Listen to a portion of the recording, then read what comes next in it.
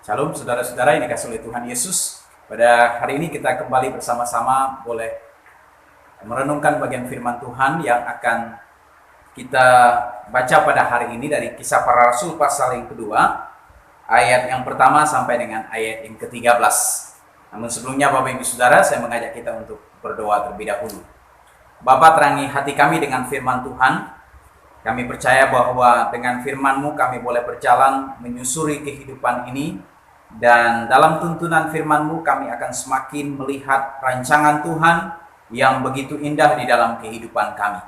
Kami berdoa di dalam nama Tuhan Yesus, kiranya lewat pemberitaan firman Tuhan hari ini kami diberkati oleh Tuhan, kami dikuatkan di dalamnya, kami terus dibimbing, dan kami mendapatkan kekuatan yang berasal daripada Tuhan semata-mata. Terpujilah nama Tuhan Yesus Kristus. Dalam nama Yesus kami bersyukur dan berdoa. Amin.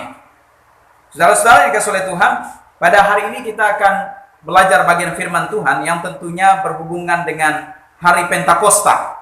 Sebab hari ini pada tanggal 31 Mei 2020 adalah bertepatan dengan hari Pentakosta. Jadi renungan firman Tuhan pada hari ini saya beri judul juga dengan tema Pentakosta. Nah, saudara-saudara, bagian firman Tuhan yang akan kita baca dari Kisah Para Rasul pasal 2 ayat yang pertama sampai dengan ayat yang ke-13. Bapak Ibu bisa melihat di Alkitab masing-masing atau di bagian firman Tuhan ini, dan saya hanya akan membacakan kepada kita dari ayat 1 sampai dengan ayat yang ke-4 saja. Tetapi saudara bisa melihat pada ayat yang ke-5 sampai dengan ayat yang ke-13.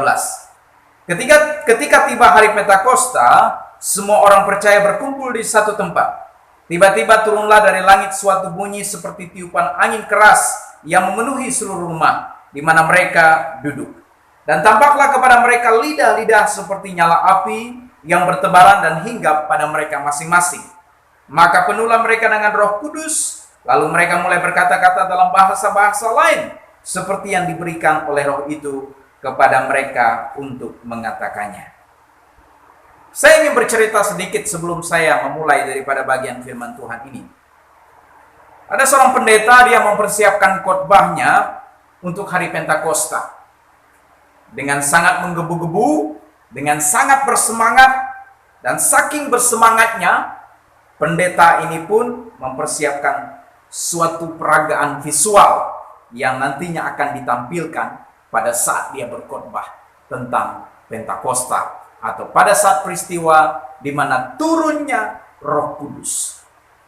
Nah, Bapak Ibu Saudara, biasanya di Alkitab Roh Kudus itu digambarkan juga seperti burung merpati. Maka ia mempersiapkan seekor burung merpati, lalu ia titipkan kepada seorang pemuda. Pesannya kepada pemuda ini, dia berkata bahwa besok hari Minggu, pas saya berkhotbah, dan kalau kamu mendengar ketika saya berkata bahwa maka turunlah Roh Kudus, kamu jangan lupa ya, lepasin burung merpati ini ke arah mimbar. Itu pesannya pendeta.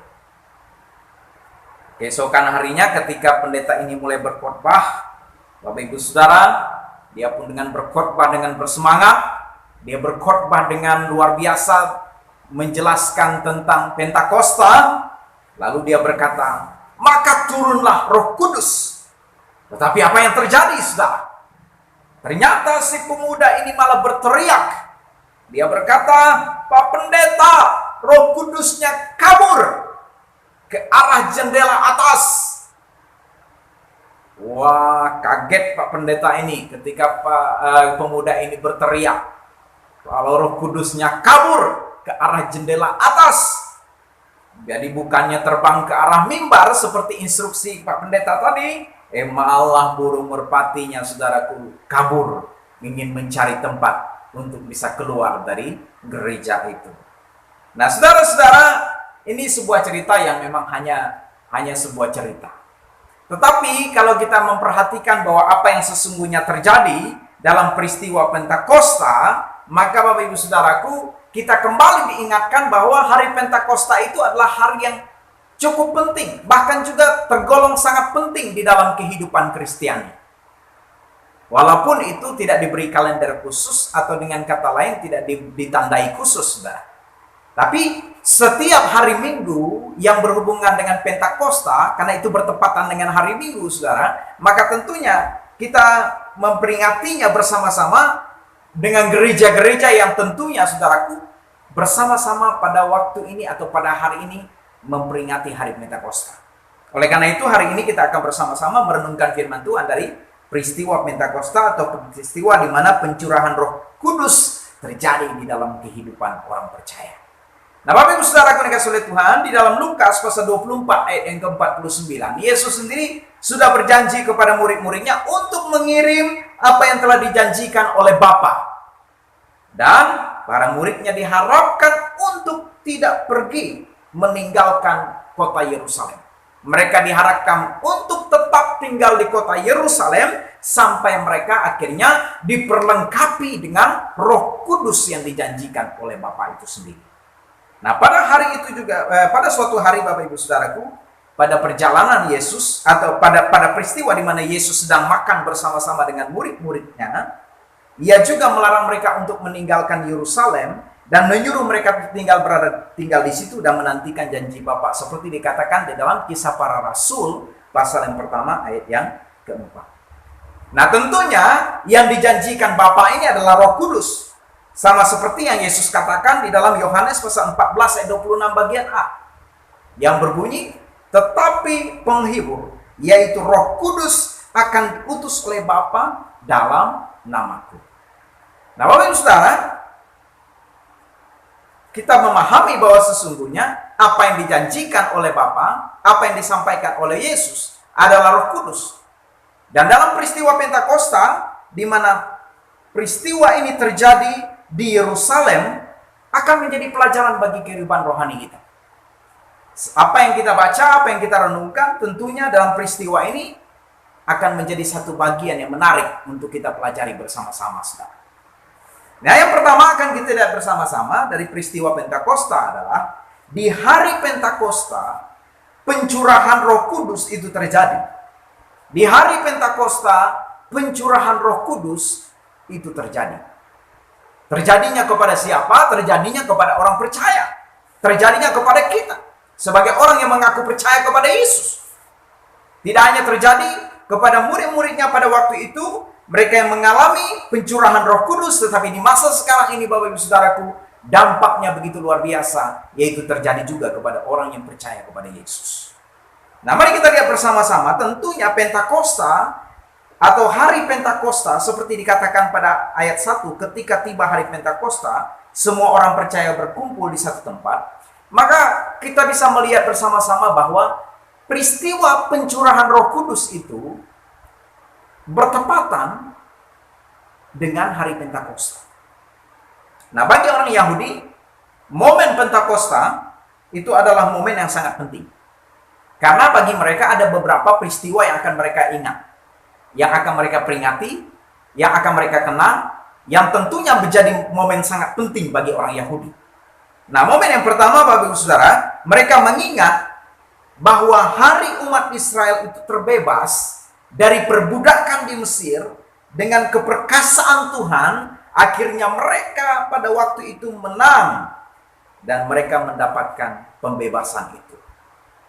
Dan itu yang mereka rayakan dengan Paskah, yang juga mereka sebut Passover, atau mereka sebut sebagai hari Paskah. Nah, saudara-saudara, mereka mengingat di mana hari umat mereka terbebas. Pada hari yang ke-50, mereka boleh merasakan pembebasan. Nah, demikian juga yang peristiwa yang sangat penting adalah 50 hari setelah peristiwa itu, Bapak Ibu Saudaraku, Tuhan memberikan 10 perintah Allah. 10 perintah Allah di Gunung Sinai kepada Musa.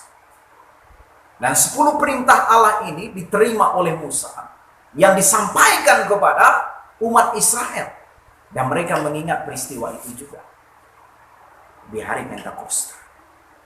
Dan bagi mereka juga orang Yahudi, bahwa hari Pentakosta itu juga merupakan hari di mana mereka merayakan ucapan syukur panen. yang begitu melimpah, yang begitu luar biasa Tuhan anugerahkan kepada mereka, sehingga menunjukkan betapa besar pemeliharaan Tuhan kepada umatnya, sehingga mereka boleh rayakan itu dengan ucapan syukur panen. Dan itu dirayakan dengan besar-besaran. Pentakosta, itulah di mana mereka mengucap syukur atas hasil panen yang ada. Jadi, tentunya Bapak Ibu Saudara, bagi orang Yahudi, di hari Pentakosta mereka tidak boleh bekerja. Mereka tidak boleh melaksanakan aktivitas seperti biasa atau hari-hari biasa. Dan hari itu merupakan hari momen yang begitu luar biasa, di mana mereka akhirnya menyebutnya dengan Pentakosta, yang berarti hari ke-50. Nah, kalau itu dihubungkan dengan peristiwa di mana Yesus Kristus sudah menyatakan diri bangkit dari antara orang mati, kemudian dia menampakkan diri, lalu dia naik ke surga, lalu 10 hari kemudian Bapak Ibu Saudaraku terjadilah pencurahan Roh Kudus pada hari Pentakosta. Maka ketika itu dihubungkan dengan perjanjian baru, atau dihubungkan dengan peristiwa di mana terjadinya Pentakosta di kota Yerusalem, yang pada waktu itu dihadiri oleh murid-murid Yesus juga, yang sudah kita baca ini, maka sesungguhnya Bapak Ibu Saudaraku, itulah di mana momen Roh Kudus itu dicurahkan pas di hari Pentakosta. Dan Bapak Ibu Saudaraku, dikatakan di sana semua orang percaya berkumpul di satu tempat. Ada beberapa orang mungkin mengatakan bahwa satu tempat ini bisa dikatakan bahwa merujuk kepada di mana Yesus pernah menyampaikan kepada murid-muridnya ketika mereka pada waktu itu diminta untuk berada di ruang atas. Di Kisah Para Rasul pasal yang pertama ayat yang ketiga. Kepada mereka ia menunjukkan dirinya setelah penderitanya selesai, dan dengan banyak tanda ia membuktikan bahwa ia hidup. Sebab selama 40 hari ia berulang-ulang menampakkan diri dan berbicara kepada mereka tentang kerajaan Allah. Lalu Bapak Ibu Saudaraku, kita bisa melihat bahwa sesungguhnya dikatakan di dalam Lukas pasal 24 ayat yang ke-53, mungkin ada satu tempat yang disebut dengan juga Bait Allah. Ini menurut beberapa orang yang menafsirkan tempat di mana mereka berkumpul. Tetapi saudara, yang jelas bahwa mereka berkumpul di satu tempat. Pentakosta menjadi sebuah Pentakosta PL menjadi Pentakosta PB karena ada sesuatu yang terjadi pada saat hari Pentakosta itu, yaitu pencurahan Roh Kudus. Itu yang pertama. Yang kedua, kita bisa melihat bahwa di ayat 2 sampai dengan ayat yang keempat memberi kepada kita penjelasan bahwa di hari Pentakosta itu terjadi peristiwa-peristiwa penting. Di hari Pentakosta itu terjadi peristiwa-peristiwa penting. Yang pertama, kalau kita memperhatikan di ayat yang kedua, turun dari langit suatu bunyi seperti tiupan angin keras. Seperti tiupan angin keras. Kitab suci seringkali menggambarkan tentang Roh Kudus itu sebagai angin.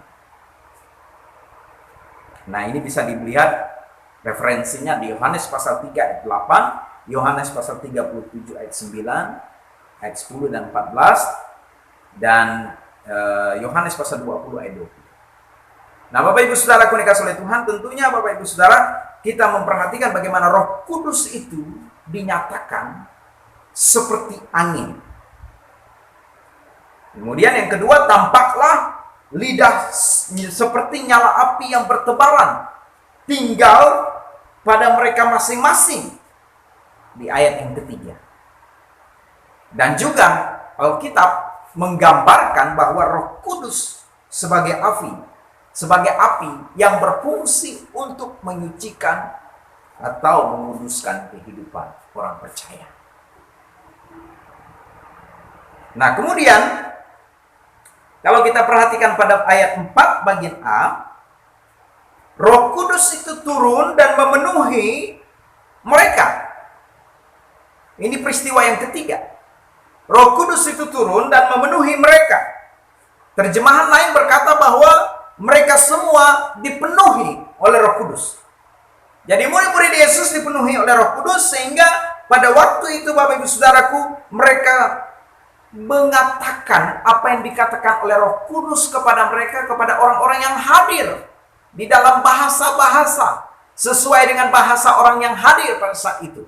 Sesuai dengan orang-orang yang pada waktu itu, saudara, mereka mendengar apa yang disampaikan oleh murid-murid tentang firman Allah, tentang kebenaran. Dan itulah yang mereka dengar. Tentunya dengan bahasa-bahasa yang muncul daripada murid-murid Yesus. Karena Roh Kudus bekerja di dalam diri mereka.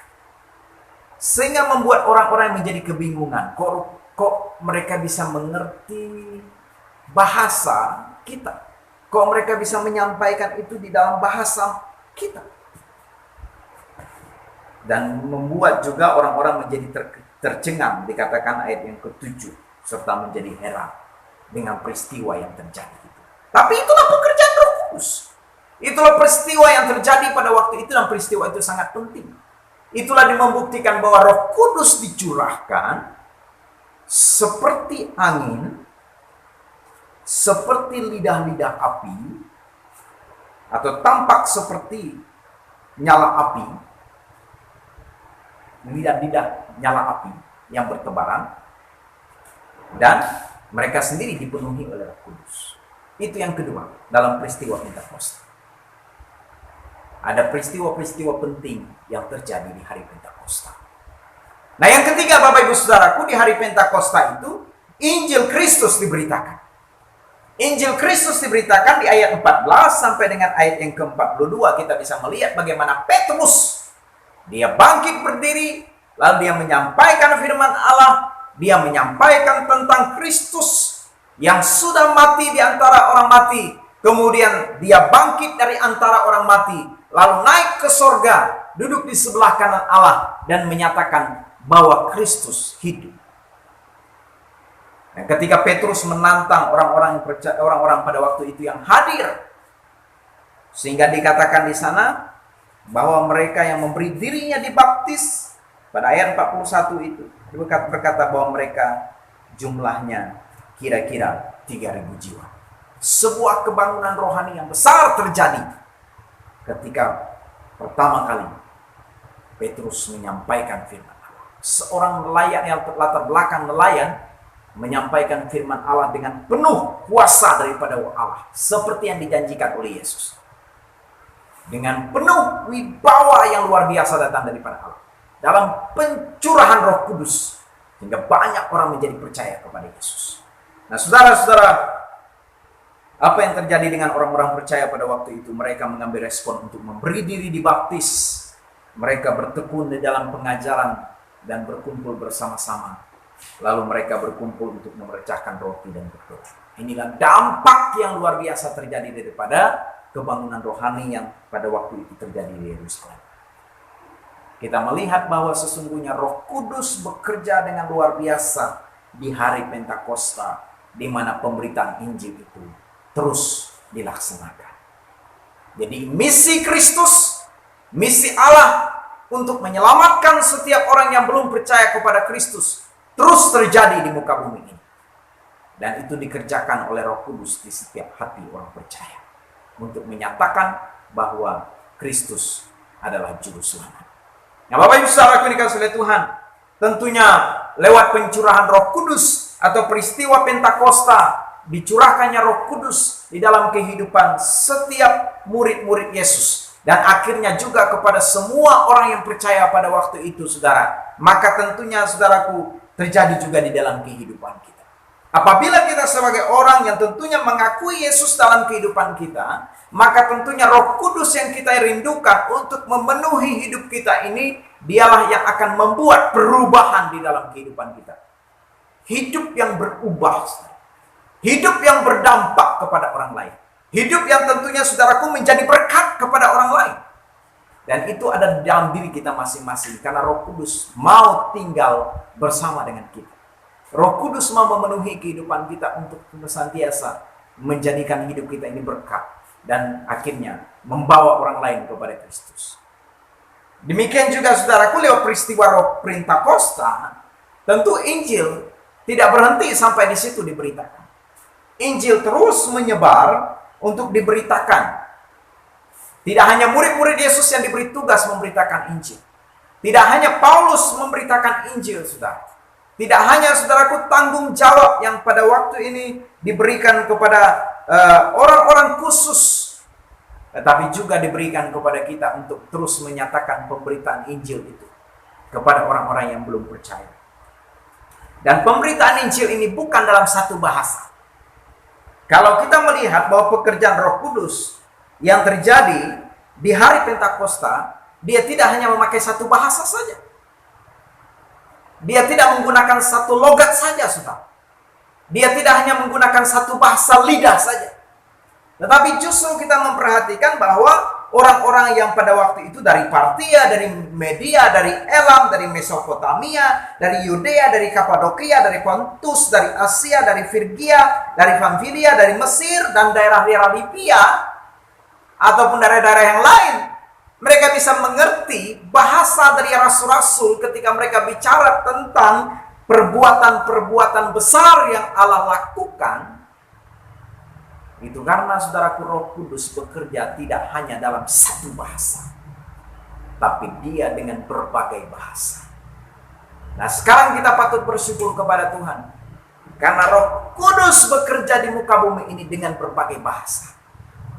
Dia akan menerjemahkan firman Allah atau menerjemahkan Alkitab di dalam bahasa Alkitab daerah atau suku. Dia juga bekerja melalui orang-orang yang memberitakan Injil ke pelosok-pelosok daerah dengan mempelajari bahasa di sana dan memberitakan Injil dengan bahasa mereka di sana. Nah, Bapak Ibu Saudaraku, izinkanlah Roh Kudus memakai hidup kita. Izinkanlah Roh Kudus untuk memenuhi hidup kita. Dan kita berkata kepada Tuhan, Tuhan, saya mau Roh Kudus yang tinggal dan masuk di dalam hidup saya untuk melakukan apa yang Dia inginkan supaya saya lakukan. Nah, saudara, ketika kita menyerahkan diri untuk memohon kepada Roh Kudus mengerjakan apa yang sepatutnya kita kerjakan di dalam pimpinan, di dalam bimbingan Roh Kudus, maka tentunya itu akan bermanfaat, berdampak kepada orang-orang yang belum sama sekali pernah mendengarkan Injil. Nah, saudara-saudara, kiranya di pencurahan Roh Kudus ini kita boleh bersama-sama kembali diingatkan dan memohon kepada Bapa di surga untuk tetap kita dibimbing, dipimpin, disertai oleh Roh Kudus di dalam menghadapi segala situasi apapun dan dikuatkan oleh Roh Kudus. Tuhan Yesus memberkati kita. Selamat Hari Pentakosta. Tuhan Yesus menyertai saudara-saudara dimanapun berada. Haleluya. Amin.